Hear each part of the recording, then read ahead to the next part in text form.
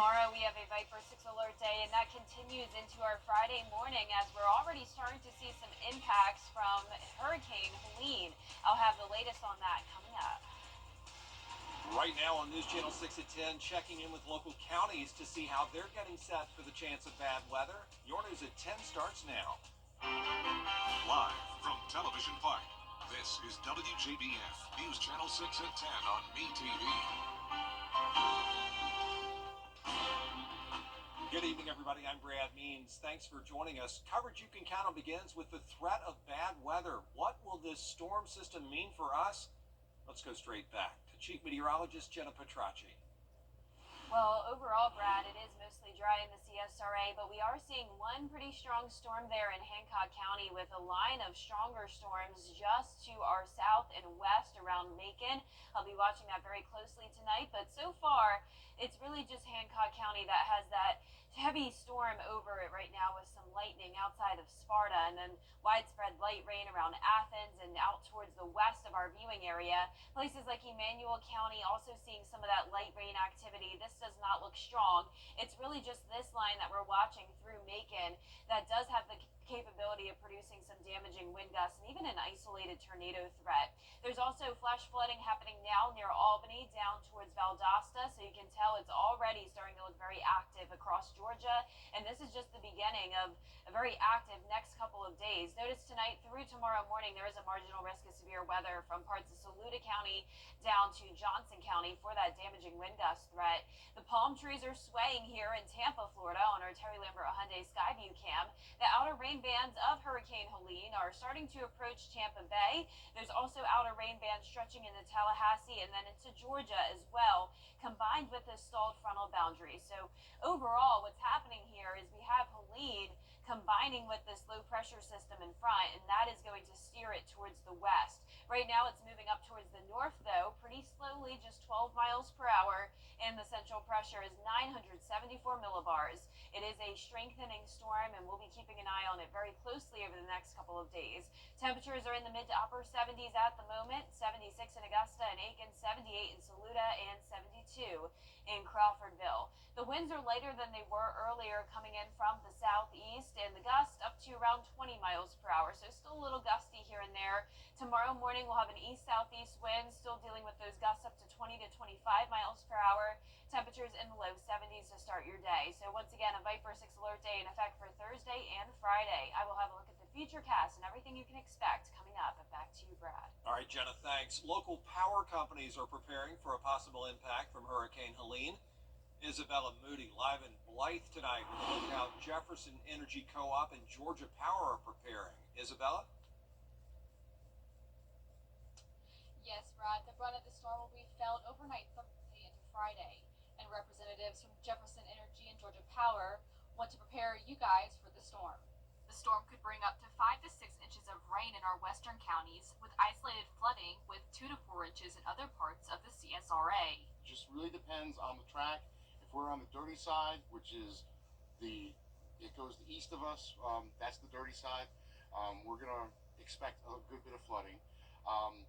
If it slows down and stays over for a while, that can be problematic too, because it means more rain. With high winds, this can cause trees and power lines to fall, which could lead to power outages. Jefferson Energy Cooperative crews are preparing for those possible outages. You can text us at 877 Jefferson, and what they can do is just put in JEC outage. It's all one word, JEC outage, and that way they can get update information for their home or their business for the outages.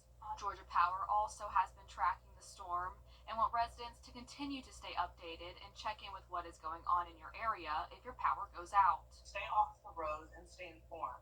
So make sure you're following us on social media and make sure you are up to date on your updated restoration times, which are updated every 10 minutes on the Georgia Power website. While Georgia Power and Jefferson Energy are preparing for possible outages in the area as they work to restore any lost power, representatives want you to know that they are working on getting your power fixed as soon as it's safe. Stay away from any trees that are down, flooding, and just assume that every down power line is energized and make sure you stay away from them. You see that the rain has stopped, you may think, okay, automatically my lights are going to turn back on, but our crews, that's when it's safe for them to go out there and safely and quickly repair the lines and do what they need to do for you. So just have grace. The main advice is to make sure you have things like a safety kit, water, batteries, phone fully charged, and to encourage all those to stay inside and off the roads if possible. Just be prepared is the best way to go about it. Don't drive over water that is standing because you don't know how deep it is. Turn around and save your life.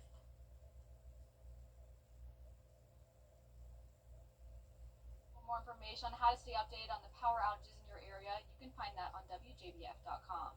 Live in Blythe, Isabella Moody, WJBF News Channel 6. Back to you. Isabella, thanks. Several school closures to tell you about tonight. In Richmond County, school's going to be normal tomorrow, but all after-school activities will stop by 6 p.m. After-school activities end early in Aiken County tomorrow. Students will have an e-learning day on Friday. For a full list of scheduled changes, head to our website, WJBF.com. Washington County schools early dismissal on Thursday. Washington County closed Friday with all after-school activities canceled. Sale Charter School also closed Thursday and Friday. Emmanuel, Johnson, and Hancock counties all have early dismissal Thursday. No school Friday. McCormick County has an e-learning day Friday with a regular schedule on Thursday.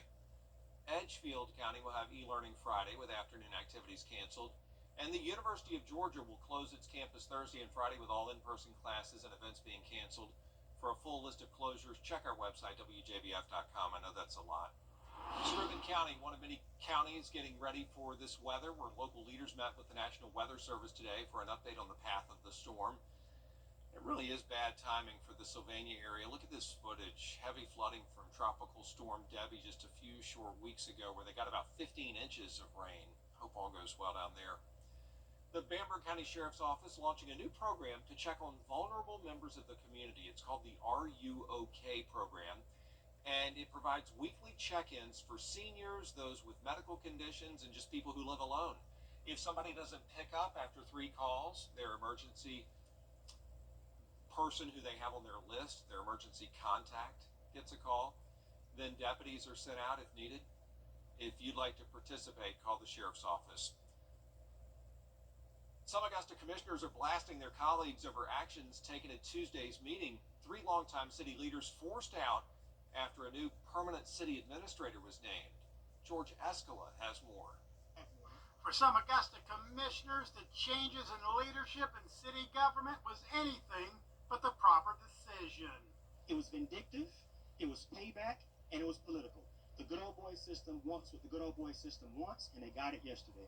On close votes, commissioners approving the forced resignations of Interim Administrator Takia Dowse, Procurement Director Jerry Sams, and Finance Director Donna Williams. Dowse spending 2.5 years as Interim Administrator. To walk me out? Are you serious?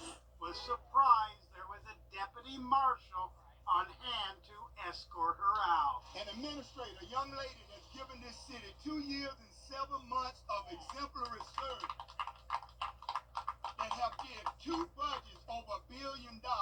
How can you justify having her to give her resignation? City leaders who supported the resignation saying it is about needed change for Augusta. Drive around Augusta, you see the work that needs to be done. You see the condition of our city.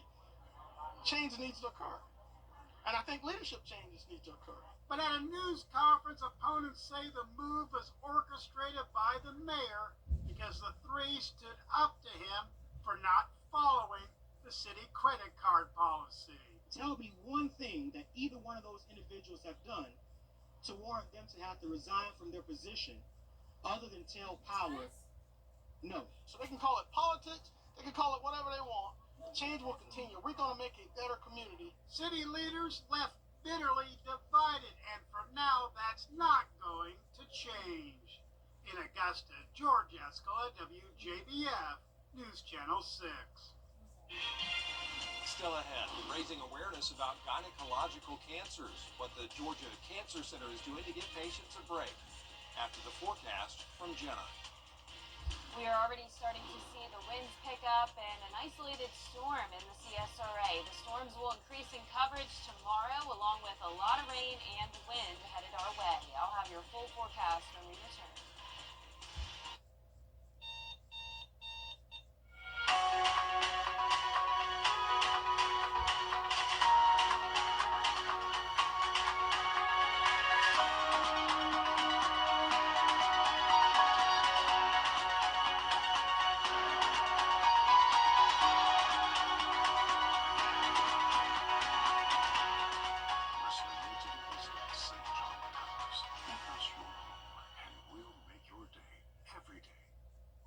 can deny our High school football coverage you can count on.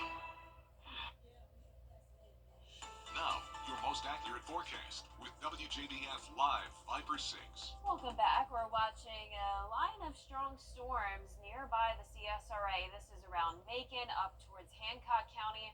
I'll step aside so you get a real close look at it. Notice that heavy rain coming down in Macon. Other than that, it's just widespread light to moderate rain. Not looking bad here in Johnson County over into Burke County. That's just the widespread light rain. But here's a closer look at Hancock. We do have some lightning in here along with some storms outside of Sparta. We'll be watching this as we go into the next couple of hours. We could have some strong storms in our western counties overnight, but not as strong as what it will be like tomorrow night into early Friday morning. In downtown Burke County, or Waynesboro, I should say, it is nice and dry at the moment, just under pretty cloudy skies, temperatures in the mid-70s. We have a southeast wind coming in at 6 miles per hour. So 73 in Sparta, but 75 in Lincolnton. Saluda warmer at 78, 77 in Barnwell, and 76 in Millen. There's this stalled frontal boundary bringing all the rain towards western Georgia and also scattered showers and storms all across southern Georgia and into the Florida Peninsula. It's due to that front and also, of course, due to Hurricane Helene. The front is going to absorb Helene over the next couple of days, and they'll sort of just combine together, and that's why the storm will be moving towards the west. Right now, winds are at 85 miles per hour. It's a Category 1 hurricane. It will be strengthening up to 110 mile per hour winds overnight. Will become a Category 2, and then a Category 4 is possible by the time it makes landfall south of Tallahassee on Thursday afternoon or evening.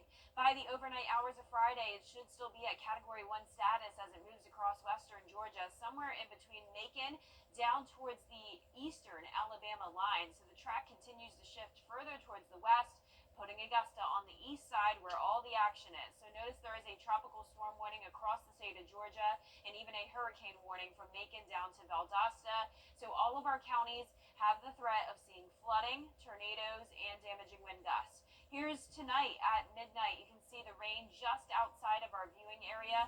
Some of those storms coming in overnight through Thursday morning. There's 7 a.m. We will see some thunderstorms in addition to the widespread rain. So that Viper 6 alert day does go immediately into effect tomorrow. As we go into tomorrow evening, that's when the winds will pick up the pace even more. We'll continue to see that torrential rain coming down, but by 7 a.m. on Friday, completely different situation. We'll already be drying out, and by 7 p.m. Friday night, we'll actually see some clear conditions. So it's a very quick turnaround here. Thank goodness it's a fast-moving storm. Once again, closer look at home tonight at midnight. There's the heavy rain and storm activity just outside of our viewing area. As we go into around 2 to 4 o'clock, that's when we could see some thunderstorms here from McCormick down to around Waynesboro. So we'll be watching for that damaging wind gust potential. Be sure to join meteorologist John Lynn tomorrow morning for an update on that when you're headed out the door. 10 a.m. Thursday, widespread rain across the area. Washout tomorrow with winds gusting up to around 25 miles per hour in the afternoon, increasing in coverage at night. Here's 11 o'clock. Widespread heavy rain still coming down. You can see that center of circulation off to our west. And then there's a look at 7 a.m. on Friday. Just cloudy skies and breezy winds. As I mentioned, wind gusts up to around 25 miles per hour early Thursday morning, all the way up to 50, maybe 60 mile per hour gusts late Thursday night. And we can't rule out a gust higher than 60 miles per hour as well in our western counties, closer to the center of that storm. We have a slight risk of tornadoes as well for several counties, and several of us are under a flood watch with possibly up to maybe even 7-8 inches of rain in those western counties. For the most part, we'll be seeing around 4 to 5 inches and lower amounts over in our South Carolina counties, but definitely a rainy and windy day. Viper 6 alert day Thursday and Friday. Back to sunshine on Saturday. Nice conditions next week with cooler temperatures and low rain chances. All right, Jenna, thanks. A special day for patients at the Georgia Cancer Center. They got treated to a spa day. Got to choose between getting their nails done or a massage. Also treated to lunch at Cork and Flame in Evans. It was covered by the CSRA GYN Cancer Support Group Foundation. With cancer, one of the hardest part is fear of the unknown. And one of the ways to mitigate that is to be able to match them with somebody who's been there, done that, and just talking about their treatments and knowing that there are other people around undergoing the same thing makes a whole lot of difference. We'll have more information about the CSRA GYN Cancer Support Group and how you can donate and support them at WJBF.com. Coming up, a community center reopening its doors. We'll show you what's new in the facility, so stay with us.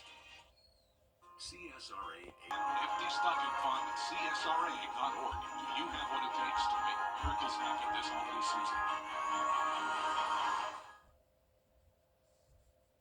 A grand reopening celebration of the Brigham Community Center in South Augusta, and Bria Smith was at the celebration on Golden Camp Road today. City leaders and community members turned out for the celebration of not only this new state-of-the-art facility, but also for the many resources it will provide community members today and beyond. And people all over know Henry Brigham Center. They may not know anything else, but they know Brigham Center. It's a project that took city leaders like Commissioner Bobby Williams great effort to make happen. I walked into the front office one day and it looked like a cave, and I'm like, this is not something that is conducive to what is good for the neighborhood. So we started with showing pictures at the commission meeting and talking with the other commissioners. I have to take my hat off to them. Eventually people saw that it was something that was really needed. The center will offer several programs for all ages, like mentoring programs, senior citizen activities, fitness classes, and community events. This is a big day for the city of Augusta, for recreation and parks. The community has been waiting for this a long time. This is the first new facility that we've built since Robert Howard Community Center about 20 years ago. The center features a gymnasium with a second-level indoor walking track, a fitness and dance room, a computer lab, space for esports and gaming, meeting rooms, a steam room, a sauna, and a kitchen. It's going to do a lot for the community. You know, it's open now, it's new, and we could come there and line dance like we used to do, and we could do everything. It's something community leaders are hopeful will spike positivity in the community. And one of the things I love about Augusta is that people, they love their communities. They love our facilities. They come here and they congregate, and they have meetings here, they exercise here, they swim here, and the children come here and play sports here. That's important. People will be able to enjoy the activities and resources the center provides Monday through Saturday during select hours. To learn more details, visit WJBF.com. In Augusta, Bria Smith, WJBF News Channel 6. Congress making moves to prevent a government shutdown. How long this new plan will last as your news continues. Saying too much. Call now. Every day, ordinary people in the CSRA do extraordinary things to serve our community. Each month, News Channel 6 recognizes these outstanding volunteers with the Giving Your Best Award. Do you know an everyday hero who goes the extra mile to help others? Nominate them for the Giving Your Best Award by visiting WJBF.com and filling out the entry form. Sponsored by Science Co., Beat Live Augusta, Security Federal Bank, and News Channel 6. Lawmakers taking steps to keep the government up and running and beat the shutdown deadline. Raquel Martin has more. This was probably one of the least dramatic funding fights that we've seen here in Washington in recent years. The House and Senate quickly moved to pass the short-term spending plan. It passed in both chambers with bipartisan support. In an increasingly rare turn of events, Congress passed a government funding bill days before a potential shutdown. And the bill is passed. The bipartisan bill will keep government spending levels the same through December 20th. It allows Congress to continue serving the American people through the election. The only tweak, it adds an extra $231 million to help the Secret Service tackle heightened threats, most notably against Donald Trump.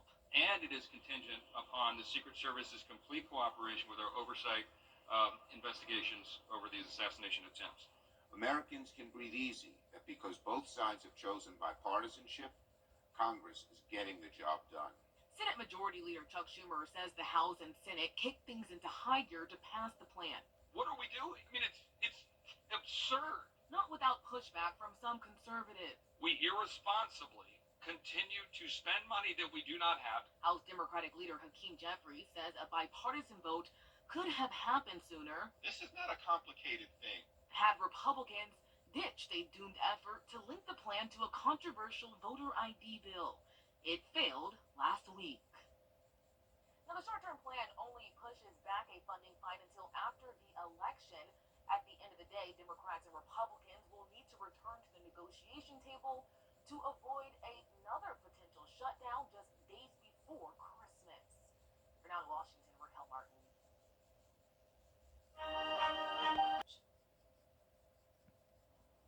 And last but not least, officers respond to calls and emergencies, but a lot of times they look to make key connections with their communities. And now they're reaching out to celebrate National Deaf Awareness Month. Here's Greg Mocker.